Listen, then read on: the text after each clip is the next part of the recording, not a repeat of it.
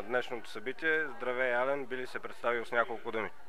Здравейте, казвам се Ален Попович, съм маркетинга менеджер на фирма SocialMe, който се занимава изцяло с позиционирането на услуги и продукти в социалните мрежи. Можеш ли да споделиш няколко практически съвета за това как бизнесът може да се възползва от маркетинга в социалните медии? Няколко практически, те трябва да са много, наистина. Най-важното е да се престрашат да присъстват. Един от основните страхове на бизнеса е, че мислят си, няма да имам достатъчно време, дали ще се умея да се справя с цялата комуникация.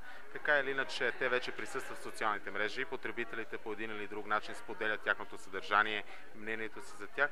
Най-важното е да почнат да присъстват, а то времето ще покаже и самите техните клиенти на къде трябва да върват и какво е най-добре за самите тях.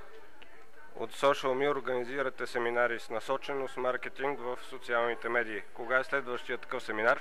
Следващия семинар е на 6 април, пак на това място, Световен търговски център Интермет. Темата ще бъде новите таймлайн страници, които са за бизнес, защото има изключително много промени покрай EdgeRank, покрай нещата в споделянето и постовете и комуникацията. Facebook достатъчно промени платформата си, така че ще коментираме именно новите неща, които навлизат и как може да се възползваме от тях добре.